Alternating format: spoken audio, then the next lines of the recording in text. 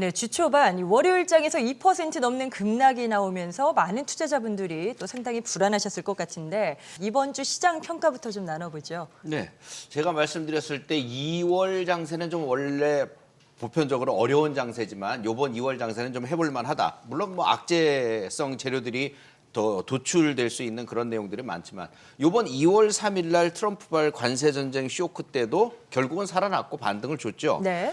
결국 1,500 그 돌파가 불안했던 환율도 1,450원 이하로 안정이 됐고요. 그래서 외국인들과 기관들의 융단 폭격도 이제 진정이 된 것 같아요. 이제 다음 주가 한 번 남아 있는데 어쨌든 이번 주는 잘 넘어간 것 같습니다.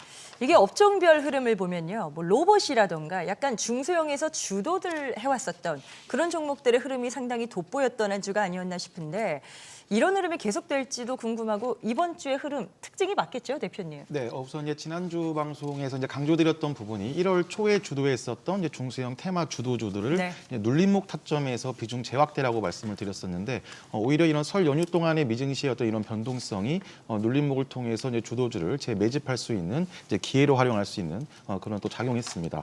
뭐 로봇이라든가 뭐 그다음에 전력 관련주들, 유리기판, 뭐 재건 계속 이제 연초부터 주도하고 있는 종목군들이 코스닥에 오히려 730선까지 장악하면서 이제 신고가도 하나씩 이제 나오고 있는 그런 네. 흐름입니다. 김진 대표께도 좀 여쭤보겠습니다. 이번 주의 흐름, 그 꺾였다 이제 올라오는 그 과정들을 어떻게 해석하셨어요? 네, 뭐 이번 주 시장을 좀 정리를 해봐야 다음 주 시장을 우리가 좀 또 예측해 볼 수 있을 것 같은데요. 네. 먼저 이번 주 시장의 포인트는 두 가지였는데 먼저 그 딥시크 쇼크가 있었죠. 우리나라 국내 시장에는 사실은 나흘간의 설 연휴가 완충 작용을 하면서 큰 충격을 좀 주지 않았던 좀 긍정적인 요인이 있었습니다. 오히려 그 저비용 고효율의 그 AI 챗봇의 등장이 호재로 작용하면서 즉 수혜감으로 작용하면서요. 이 AI 소프트 테마가 강세를 보였는데요. 또한 그 작년 6월에 이어서 약 7개월 만에 이번 주에 그 오픈 AI의 샘 올트먼 CEO가 방한을 했었죠. 이 한국 AI 업체들과의 그 협력 가능성을 계속해서 열어놓았다는 점에서 지속해서 기대감으로 이어질 수 있다고 좀 보고 있습니다. 네. 따라서 그 바닥권 큰손 포착 이후에 계속 지금 매매를 해드리고 있는 SP소프트라든지 그 플리토 그리고 셀바스 AI 같은 이 AI 소프트웨어 테마를 지속적으로 관심 가지시고 매매할 섹터와 종목으로 이렇게 제시를 해드리겠고요. 이어서 이제 관세 전쟁 부분인데요. 트럼프의 관세 폭탄이 시작된 이번 주 초는 사실은 이제 급락으로 시작을 했죠. 하지만 그 멕시코와 캐나다에 대한 25%그 관세 부과 그 충격으로 환율이 살짝 요동친 게 단 하루로 끝났습니다. 네네. 왜냐하면은 그 외국인들이 이제 이 관세 쇼크로 인해서 주초에 그 매도를 시작했습니다만 바로 이틀날부터 바로 캐나다 그리고 멕시코 모두 국경에 1만 명의 그 병력을 배치하겠다는 즉 그 국경을 강화하겠다는 그 약속을 하면서요. 그 마약과 불법 이민이라는 그 이 트럼프의 이 목적이 달성이 됐죠.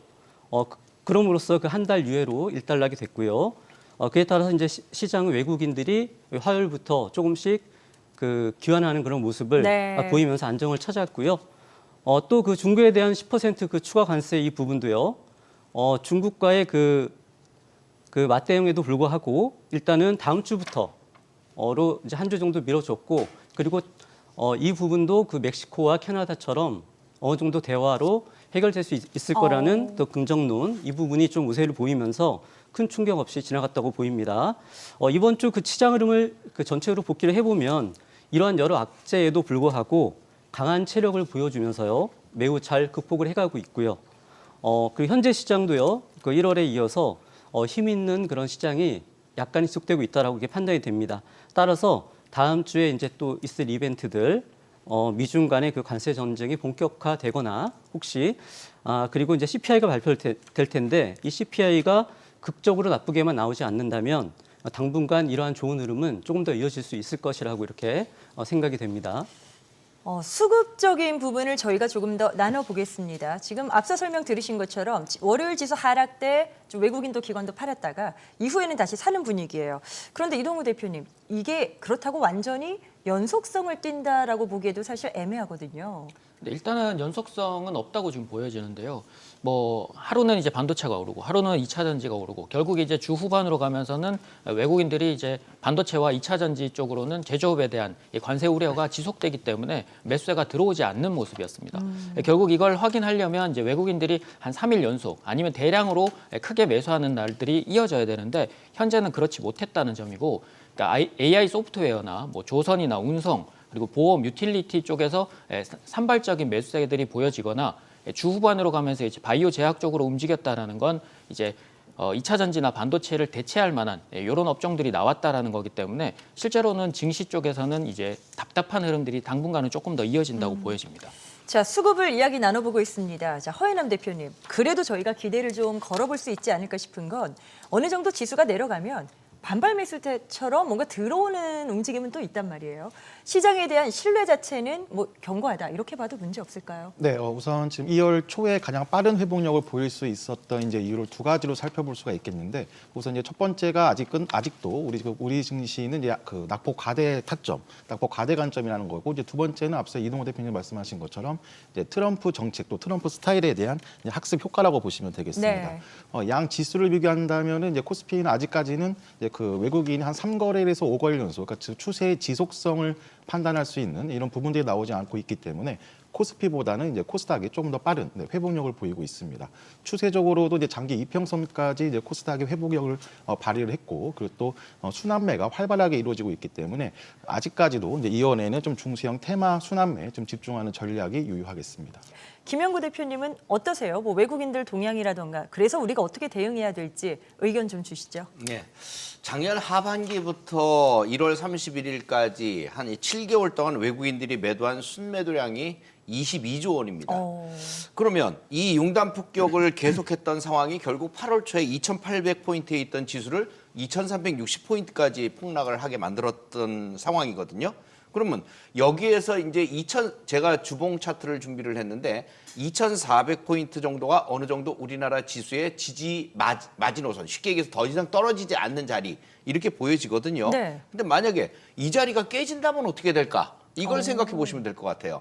깨지면 진짜 여기서 더 나락으로 떨어지나? 아닙니다. 오히려 여러분들이 이번 2월 3일 날 있었던 쇼크 때문에 잠깐 떨어졌던 것처럼 오히려 매수할 수 있는 타이밍이 되는 거죠. 네. 그래서 겁먹지 마시라 저는 말씀드리고, 그만큼 우리나라 지수가 저평가되어 있는 거는 사실이고, 일시적인 악재에 의해서 또 트럼프가 뭐라 그러든 중국과의 관계가 어긋나더라도 잠깐 출렁거리는 현상은 다음에 또 있을 만남이나 이런 것들 때문에 또 성사가 될 수 있기 때문에 너무 겁먹지 않아도 됩니다. 2,400포인트가 지선이고 만약 그걸 깬다면 여러분들이 줍줍할 수 있는 좋은 자리라는 점 잊지 말고 진행을 해주시면 되겠습니다. 네, 수급 동향과 함께 지수 예측까지, 그 전망까지 좀 짧게 들어봤습니다. 자, 이제 다음 주 시장을 조금 더 이슈를 파헤쳐 본다면 이제 뭐 관세 이야기를 빼놓을 수가 없겠죠. 당장 중국이 진행형 이슈인 것만큼 WTO의 관세 조치 관련된 분쟁을 제기를 했다는 소식이 들렸습니다. 이와 함께 또 맞불 관세를 예고한 시점이 10일입니다. 정말 얼마 남지 않았는데 이동우 대표님, 이것 때문에 또 시장의 출렁임 여파가 크진 않을지 걱정이거든요. 어떻게 보십니까? 저는 일단은 한 번 더 충격은 나올 수 있다고 보여지는데요. 네네. 아무래도 2월 3일 날 보여줬던 하락 뒤에 이제 반등이 나왔었기 때문에 학습 효과로서는 이제 그만큼의 충격파는 없겠지만 어쨌든 출렁임을 예상하고 시장에 좀 빠른 반등을 예상하기는 좀 어려울 것 같아요. 아무래도 트럼프의 매드맨 전술이 생각보다는 이제 푸시를 해놓고 그 뒤에 이제 얻어가는 것들이기 때문에 시장 자체에서 반도체나 2차 전지가 차지하는 비중이 우리 시장은 크기 때문에 고래 싸움에 새우등이 터지는 꼴이 당분간 좀 이어질 것으로 보여서 네. 시장 자체 외국인들도 국내 반도체나 2차 전지를 외면하게 되면 시장은 갇혀있는 형국이 되고 그로 인해서 시장은 좀 답답한 형국이 지속이 될 수밖에 없습니다. 그리고 10일 자체가 이제 시한으로 남아 있는데 다음 주 월요일이기 때문에 뭐 진행이 되느냐 또는 확전이 되느냐에 따라서 뭐 약간의 이제 출렁임이 있겠지만 미국 시장에서도 지금 반도체나 2차 전지 쪽이 이 시장에서 주도하는 업종이 아니기 때문에 AI 소프트웨어나 다른 이제 바이오 제약이나 또 다른 이제 주도주 역할을 하는 쪽들에 조금 더 집중해서 보시는 전략이 필요할 것 같습니다.